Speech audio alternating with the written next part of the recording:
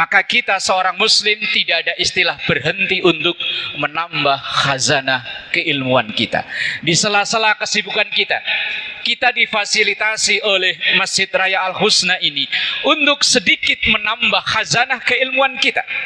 Atau mungkin di sela-sela waktu kita yang lain, jangan sampai kita terlewatkan walaupun hanya sedikit ilmu yang kita tambah dari lautan ilmu yang ada.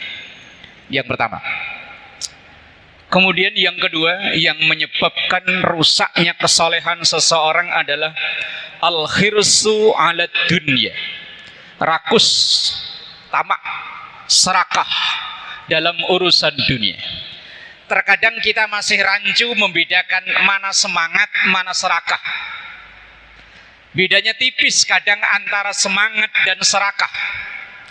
Semangat itu adalah kita mengerjakan pekerjaan kita dengan semaksimal mungkin, tetapi dibatasi oleh aturan yang berlaku, baik aturan dari sisi agama maupun dari sisi negara.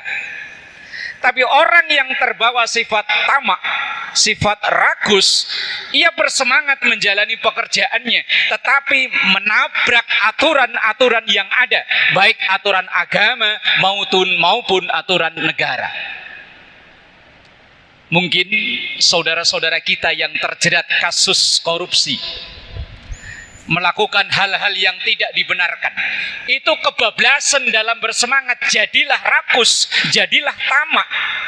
Apapun profesinya, apapun status sosial orang tersebut, kalau sudah terjebak dalam sifat ini, hilanglah kesolihannya.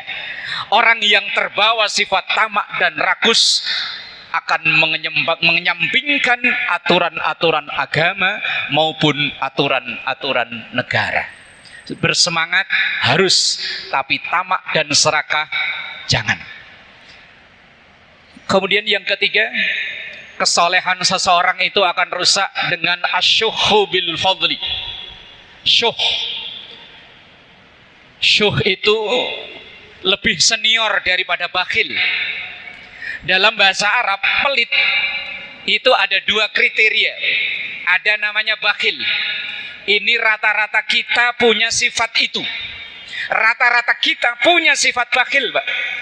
Cuman ada yang bisa dilawan, akhirnya sifat bakhilnya berkurang, berubahlah menjadi dermawan. Tapi bakhil ada yang diperturutkan, jadilah naik kelas kebakhilannya itu menjadi syuh namanya. Bakhil itu orang yang tidak mau memberi untuk orang lain saja, tapi kalau untuk diri sendiri nggak hitungan, itu bakhil. Tetapi kalau syuh, jangankan untuk orang lain, untuk diri sendiri aja sayang, Mbak. Kita bersedekah itu kan aslinya manfaat untuk diri kita sendiri, Mbak. Tapi kita menyayangkan itu, kita kebanyakan hitungnya, kelamaan perhitungannya, ini lama-lama menjadi sifat syuh. Nah, orang yang dihinggapi sifat syuh itu lebih bahaya daripada bakhil, Pak. Syuh itu atasnya bakhil. Orang yang punya sifat syuh, ini dalam satu hadis Rasulullah Shallallahu Alaihi Wasallam, yang bakhil saja udah diancam oleh Rasulullah. Al-bakhilu ba'idun minan nas, ba'idun minallah, wa qaribun minan nar. Orang bakhil, apalagi syuh, akan jauh dari sesama manusia. Kita kalau berteman dengan seseorang, orang itu terkenal bakhil, apalagi syuh, kita pun malas untuk berteman dengan dia. Orang itu jauh dari surga, tapi dekat dengan neraka. Apapun jabatan ia, kalau punya sifat syuh, maka hilanglah kesalehannya. Kemudian yang keempat, yang merusak kesalehan seseorang itu adalah ar-riya'u fil amal. Orang yang mau berbuat ketika dilihat. Kalau bahasa sekarang katanya pencitraan. Padahal jamaah yang dimuliakan Allah, untuk mengokohkan amal yang telah kita lakukan, salah satunya adalah dirahasiakan atau disembunyikan. Bukan berarti tidak boleh kita mempublikasikan amal kita, boleh. Dalam Al-Quran, dalam surah Fatir ada bunyi ayat wa anfaqu mimma razaqnahum sirran wa alaniyah. Orang yang sukses itu diantaranya orang yang mau berbagi dengan apa yang dikaruniakan oleh Allah kepadanya sirran, dengan rahasia.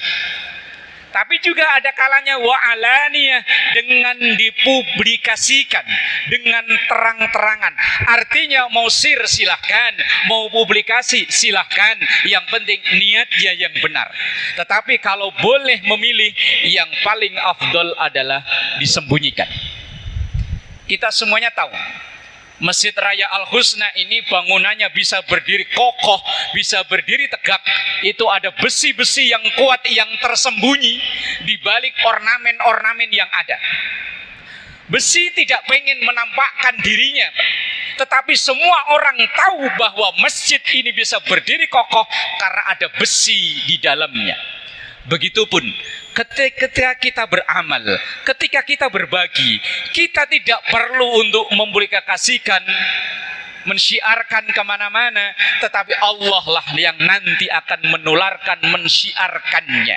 Sama seperti besi yang tersembunyi di bangunan ini, walaupun besi tidak teriak-teriak saya yang menguatkan, tetapi semua orang tahu. Dan yang merusak kesalehan kita adalah orang yang baru mau berbuat ketika dilihat. Dan kemudian yang terakhir, yang kelima, yang merusak kesalehan seseorang berdasarkan makalah dari sahabat Ali bin Abi Thalib adalah al-ijabu birra'yi. Orang yang kagum dengan dirinya sendiri. Ia merasa bahwa setiap apapun itu bisa berhasil karena campur tangannya.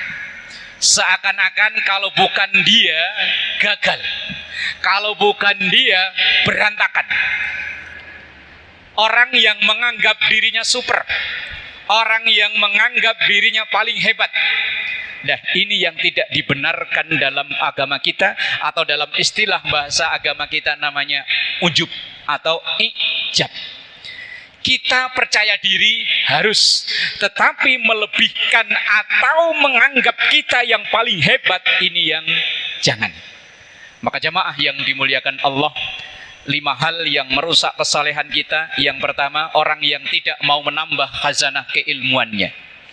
Yang kedua, orang yang serakah, tamak atau rakus. Yang ketiga, orang yang pelit diperturutkan. Yang keempat, orang yang mau berbuat ketika dilihat saja. Dan yang kelima, orang yang kagum berlebihan terhadap dirinya sendiri. Semoga ke depan kita menjadi hamba-hamba Allah yang lebih baik. Amin ya rabbal alamin. Terima kasih dan mohon maaf. Hadanallahu wa iyyakum ajma'in. Assalamualaikum warahmatullahi wabarakatuh.